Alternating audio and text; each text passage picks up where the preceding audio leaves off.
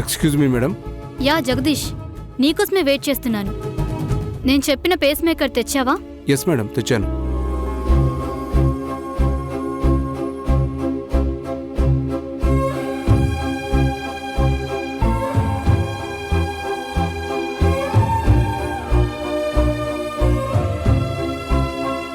ఇంత సడన్గా ఎవరికి సర్జరీ చేస్తున్నారు మేడం? ఎవరో పెద్దావిడ సడన్గా హార్ట్ స్ట్రోక్ వచ్చింది. బీట్ కూడా చాలా లోగా ఉంది. మన సర్జన్ జయరామ్ గారికి ఇన్ఫార్మ్ చేశాను. ఆయన రిపోర్ట్స్ అన్నీ చూసి pacemaker is the best option అని చెప్పారు. అందుకే నీకు కాల్ చేశాను. మేడం, జేఎం సార్ వచ్చారు. అవునా? Good morning sir. Good morning. Patient condition ఎలా ఉంది?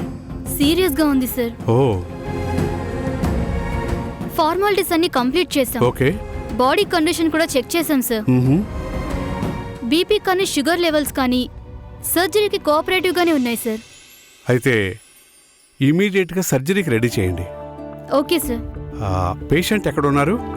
రండి సార్, చూపిస్తాను.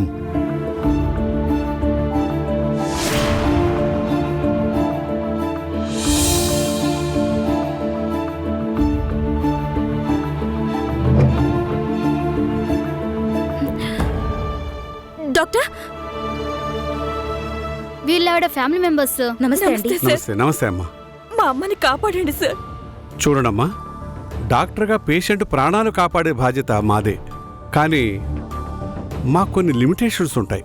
యూ డోంట్ వరీ అని చెప్పను, కానీ మా ప్రయత్నం మాత్రం 200% చేస్తాం. Pooja, let me check the patient. Okay, sure doctor. రండి సార్.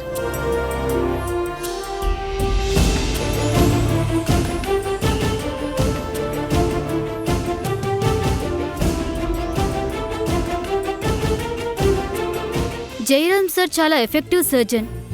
ఆయన హస్తవాసి మంచిదని అందరూ అంటుంటారు. మీకు నమ్మకం ఉందో లేదో తెలీదు, కానీ ఆయన సర్జరీస్ 99% సక్సెస్ అయ్యాయి. అంతా మంచి జరుగుతుంది. నమ్మకంగా ఉండండి, ఓకే?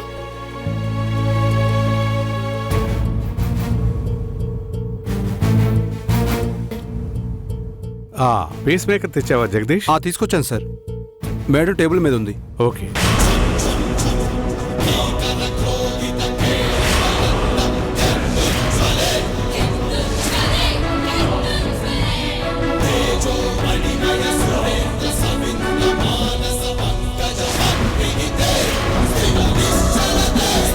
సుభద్ర, ఇప్పుడు నాకు కరెక్ట్గా దొరికావే. ఈ రోజు నుంచి మీ అమ్మ ప్రాణాలు నా చేతిలో, నువ్వు నా కంట్రోల్లో. ఆడుకుంటాను చూడు. నా దేవుబాబుని నాకు కాకుండా చేస్తావా? ఇక నుంచి నేను చెప్పినట్టాడే కీలుబొమ్మని చేస్తాను నిన్ను. అసలు ఈ లత ఏం చేయగలదో, ఎంత స్టామినా ఉందో నీకు అర్థమయ్యేలా చేస్తాను.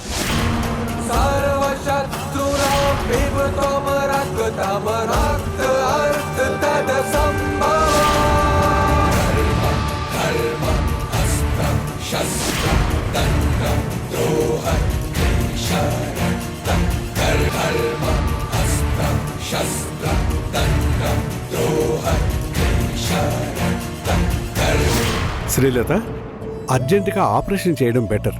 Don't take the risk by wasting the time. Okay? Okay sir. ఓపీకి సర్జరీ అయ్యాక వస్తానని చెప్పండి. Okay okay sir.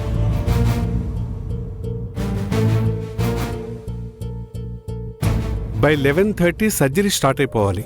Okay sir. నా టేబుల్ మీద పేస్ మేకర్ ఉంది, తీసుకొనిరా.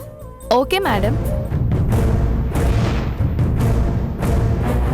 చూడండమ్మా, ఆవిడకి సడన్ స్ట్రోక్ రావడం వల్ల బాడీ తట్టుకోలేకపోయింది. అందుకే కండిషన్ సీరియస్ అయింది. చాలామందికి హార్ట్ స్ట్రోక్ వచ్చినా 1 or 2 days సర్వైవ్ అయ్యే ఛాన్సెస్ ఉన్నాయి. కానీ ఈవిడికి ఇమీడియట్గా సర్జరీ చేయకపోతే కష్టం. పేస్ మేకర్ కూడా రెడీగా ఉంది. ఇప్పుడే ఆపరేషన్ స్టార్ట్ చేస్తాను. అలాగే సార్. మీరు ధైర్యంగా ఉండండి.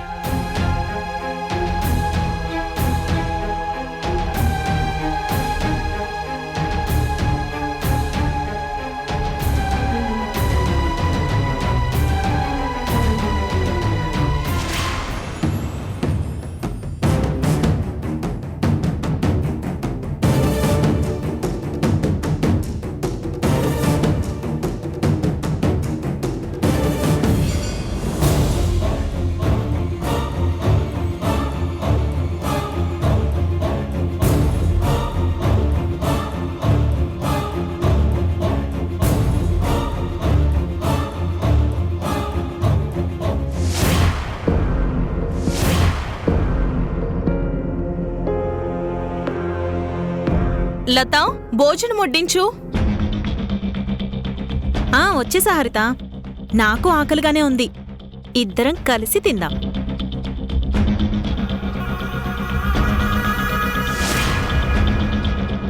అదేంటి అందులో కూర్చున్నావు? అది మా మమ్మీ కూర్చునే చైర్. ఏం పర్వాలేదు హరిత. అత్తయ్య తర్వాత ఈ ప్లేస్ నాదే కదా. పైగా తన ఇంట్లో లేదు, సో నేను కూర్చున్నా తప్పులేదు.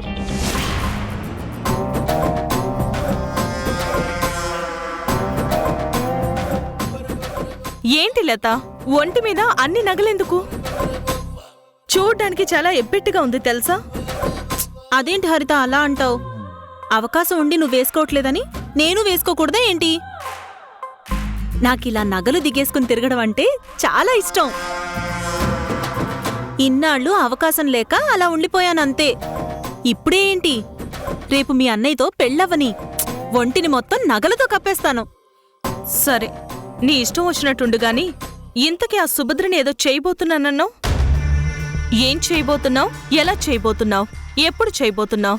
హరిత, ఇదే ఈ అత్యుత్సాహమే వద్దంటున్నాను. అర్థం చేసుకోవేంటి?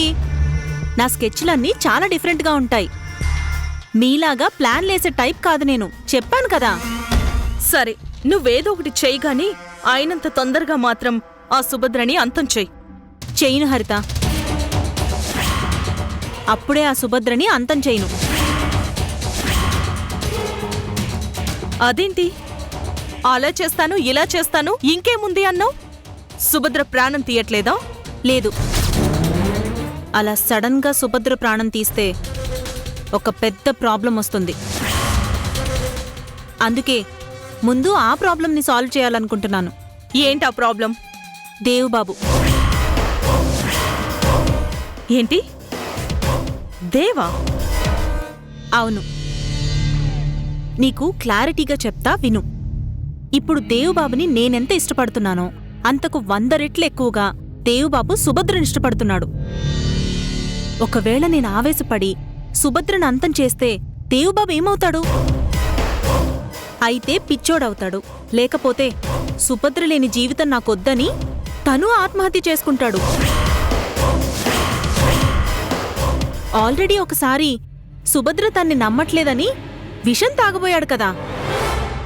మళ్ళీ అలాంటిది రిపీట్ కాకుండా ఉండాలంటే నేను చాలా జాగ్రత్తగా అడుగులు వెయ్యాలి. మరి ఏం చేస్తావు? ఆ సుభద్రని చంపడానికంటే ముందు దేవ్ మనసులో సుభద్ర మీదున్న ఇష్టాన్ని, ప్రేమని చంపేయాలి. సుభద్రంటే దేవుబాబుకి అసహ్యం కలగాలి. తన మనసులో ఉన్న ప్రేమంతా ద్వేషంగా మారిపోవాలి.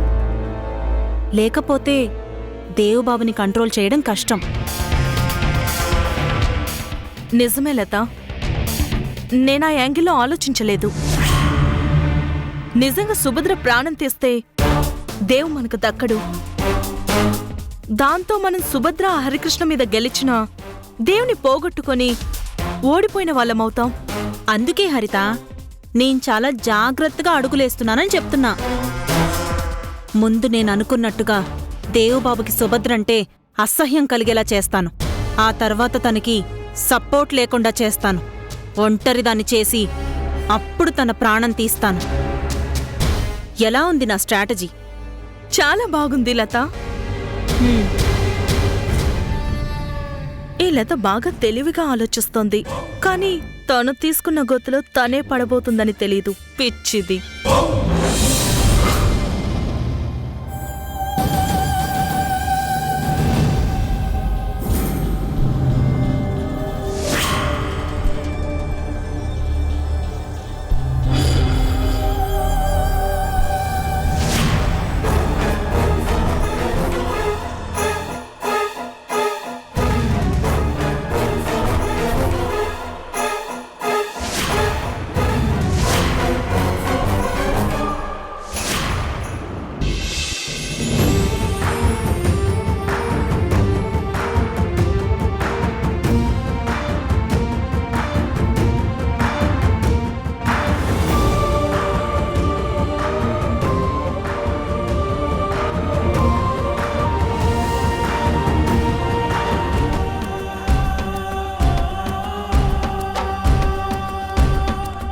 అర్చన అమ్మకి ఎలా ఉంది?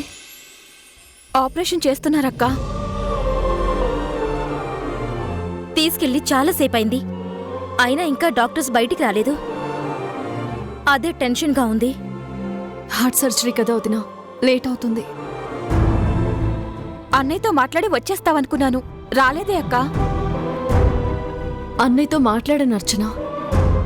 అమ్మకి ఇలా జరిగిందని చాలా బాధపడ్డాడు. అమ్మని చూడాలని బెయిల్కి ఏర్పాటు చేయమన్నాడు.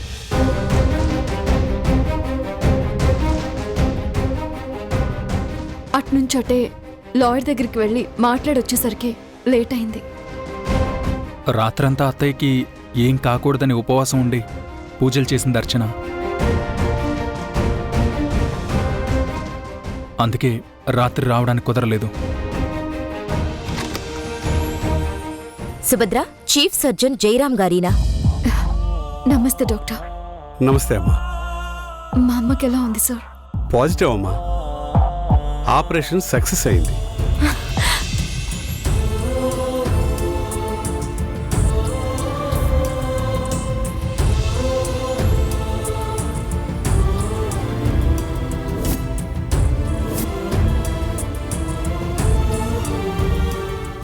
మీ అమ్మగారి ప్రాణాలకు ప్రమాదం ఏమీ లేదు. Thank you doctor, thank you so much. Hmm. Pacemaker పెట్టారా సార్? యా, తన హార్ట్ కండిషన్ చాలా వీక్గా ఉందమ్మా. ఎందుకు అనవసరంగా ఛాన్స్ తీసుకోవడమని ఫిక్స్ చేశాం. Now she is out of danger. ఇప్పుడే ఐసీయూలోకి షిఫ్ట్ చేశారు. సడేషన్లో ఉన్నారు కాబట్టి ఆవిడ మీతో మాట్లాడలేరు. మీరు కూడా డిస్టర్బ్ చేయకుండా చూసిరండి. అలాగే డాక్టర్.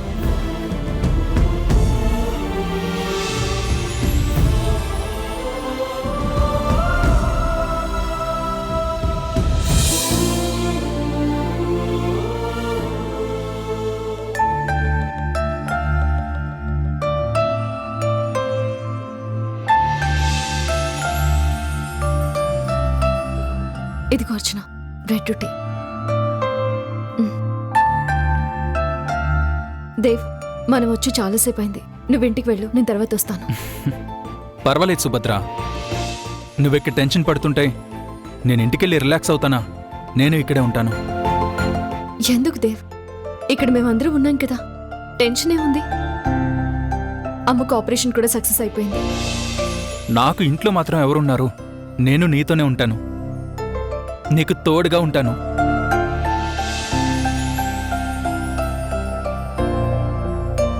చూసావా బావా, అక్కను అర్థం చేసుకుంటే తనని వదిలి ఉండడం కష్టం కదా. అవును, దట్ ఈస్ మై సిస్టర్. ఏ, నువ్వు ఉండు. సర్లే సుభద్ర, ఉంటాను అన్నాడుగా, ఉండనివ్వు.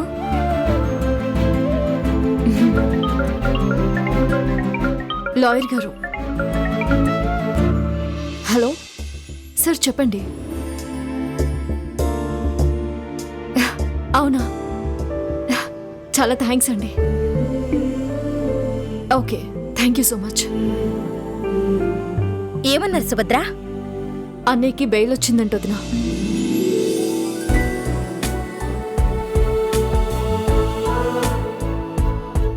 ఇవాళే జైలు నుంచి బయటకు వచ్చేస్తాడు. ఎంత మంచి మాట చెప్పావమ్మా. అమ్మకంత ప్రమాదం జరిగితే అన్న దగ్గర లేడని చాలా బాధపడ్డాను. పోన్లే సుభద్ర, దేవుడు మన వైపున్నాడు. అత్తయ్యకిలా అయిందని ఆయనెంత బాధపడుంటారో. అవును వదినా. దేవ్, వెళ్ళి అన్నయ్యని తీసుకొద్దాం పదా. నేను వస్తానమ్మా. పర్లేదన్నయ్య, దేవుణ్ణడిగా. పద. జాగ్రత్త.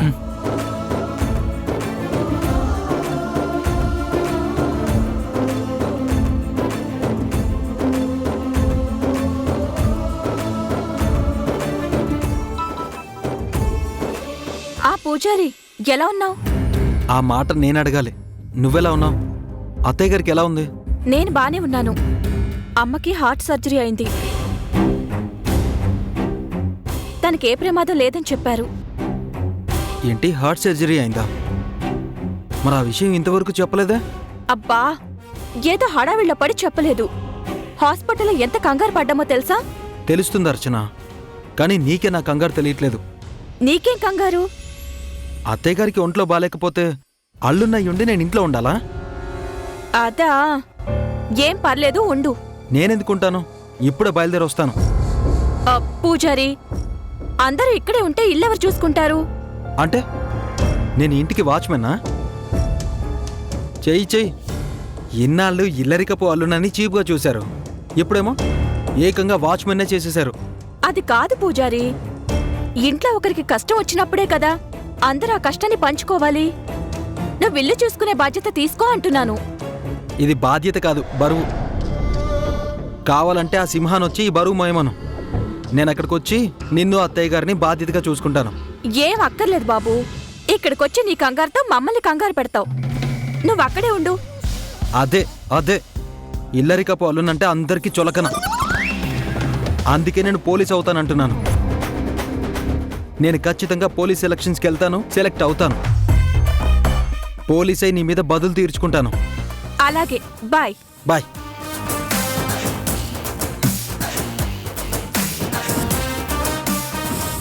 కొంచెం కూడా విలువలేదు. ఛ! ఏంటర్చన మీ ఆయన గొడవ? ఏం చెప్పమంటావు వదినా? ఆయన ఎవ్వరూ ఇల్లరికి పల్లుడుగా చూడరు గాని ఆయనకు ఆయనే అనుకుంటారు. నన్ను అందరూ తక్కువగా చూస్తున్నారు, విలువివ్వట్లేదని ఒక్కటే గోల పెడుతుంటాడు. అందుకే నా మీద బదులు తీర్చుకోవడానికి పోలీస్ అవ్వాలనుకుంటున్నాడు. ట్రైనింగ్, ప్రాక్టీస్ అని తిరుగుతున్నాడు.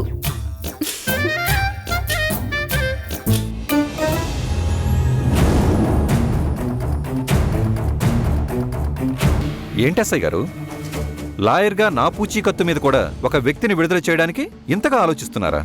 అదేం లేదండి, ఫార్మాలిటీ కోసం చదవాలి కాబట్టి చదువుతున్నాను. అసలు అలాంటి మంచి వ్యక్తికి శిక్ష పడటం చాలా ఆశ్చర్యంగా ఉంది. కానిస్టేబుల్స్, హరికృష్ణ గారిని తీసుకురండి. Yes sir. Thank you SI గారు. దీనికి థ్యాంక్స్ ఎందుకమ్మా? మీలాంటి మంచి వ్యక్తులు స్టేషన్కి రావడమే నాకు చాలా బాధగా ఉంది. మీరేమనుకోకండి. హరిత మీ ఫ్యామిలీ మెంబరే అయ్యి ఉండొచ్చు, కానీ క్రిమినల్ మైండ్ ఉన్న హరిత బయట తిరగడమే చాలా బాధగా ఉంది. At the same time Harikrishna గారికి శిక్ష పడటం అంతకంటే ఇంకా బాధగా ఉంది.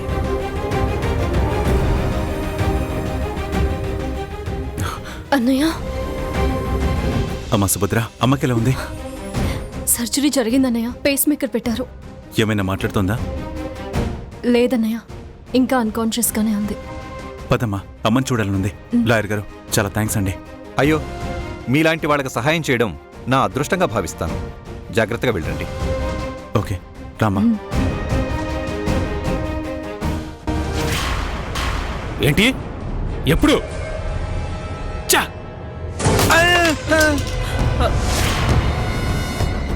బావా, ఏంటి బావా ఇది? బంగారం లాంటి ఫోన్ పగలగొట్టావు, అసలు ఏమైంది?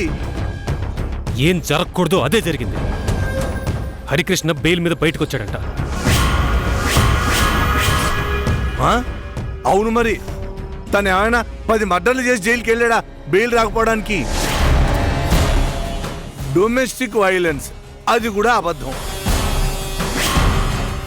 ఆ మాత్రం దానికి 50,000 రూపాయల ఫోను పగలగొట్టేస్తావా? నాకిచ్చినా వాడుకునేవాడిని కదా. నోర్ ముయ్, నీకు సిచ్యువేషన్ అర్థం కావట్లేదు. ఆ హరికృష్ణని చాలా తెలివిగా బుక్ చేసి జైలుకి పంపించాం. వాడసలు మామూలుగానే పులి, అలాంటిది ఇప్పుడు దెబ్బతిన్న పులిలో ఆవేశపడుతూ ఉంటాడు. మనం ఇలా చేసినందుకు వదులుతాడా? ఇంటికొచ్చి మరీ అందరినీ నరికేసి వెళ్ళిపోతాడు. నిజమే బావా, ఇది నేను ఎక్స్పెక్ట్ చేయలేదు. ఎందుకైనా మంచిది ఎక్కడికైనా పారిపోయి తలదాచుకుందామా? అక్కర్లేదు.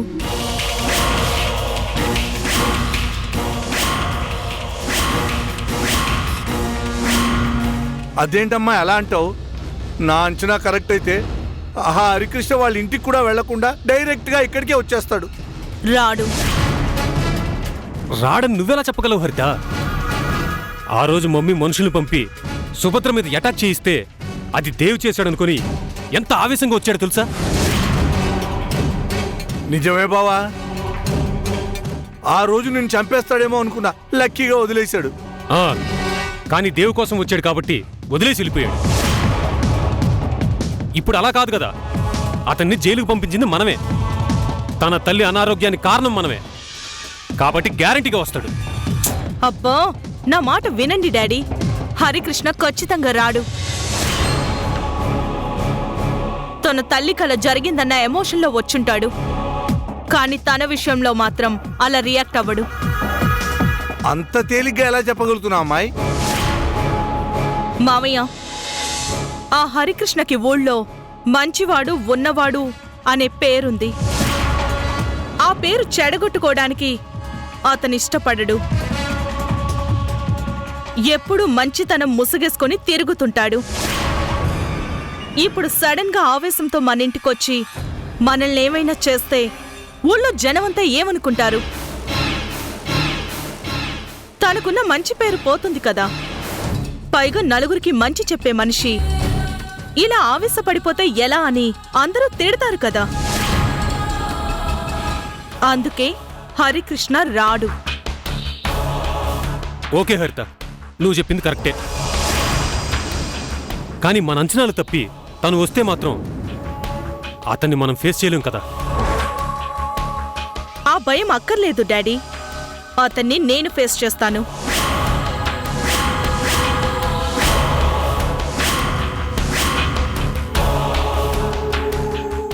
ఎంత కాదనుకున్నా అతని చేత తాళి కట్టించుకున్న భార్యని. నా మీద చెయ్యెత్తాలంటే అతనికి నీతి, నిజాయితీ, మంచితనం, గొప్పతనం అన్నీ గుర్తొస్తాయి. అయినా ఇన్ని తప్పులు చేసి జైలు శిక్ష పడకుండా తప్పించుకుంటే ఏ తప్పు చెయ్యకుండా తనకి శిక్ష పడేలా చేశాం. ఇప్పటికైనా మన పవర్ ఏంటో అతను తెలుసుకునే ఉంటాడు. ఒకవేళ ఏమైనా చేస్తే ఊరుకుంటానా? ఇంతకంటే పెద్ద క్రైమ్లో ఇన్వాల్వ్ చేసి ఓ హరికృష్ణకి బెయిల్ రానంత పెద్ద కేసులో ఇరికిస్తాను. అమ్మో అమ్మో అమ్మో, అచ్చు అచ్చు మా వసుమతకేం చూస్తున్నట్టే ఉంది. ఆహా, ఏమి ధైర్యం, ఏమి తెగింపు. బావా, అమ్మకు తగ్గ కూతురు. ఇది చాలమ్మా. ఇప్పుడు నాకు ధైర్యంగా ఉంది. అంతే కదా బావా?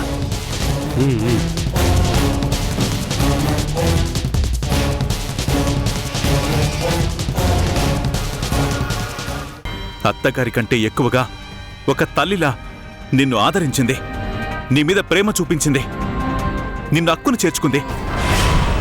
అలాంటి తల్లిని నువ్వు మోసం చేశావు. ఇప్పుడు తను ఏ పరిస్థితిలో ఉందో తెలుసా? రా చూపిస్తాను.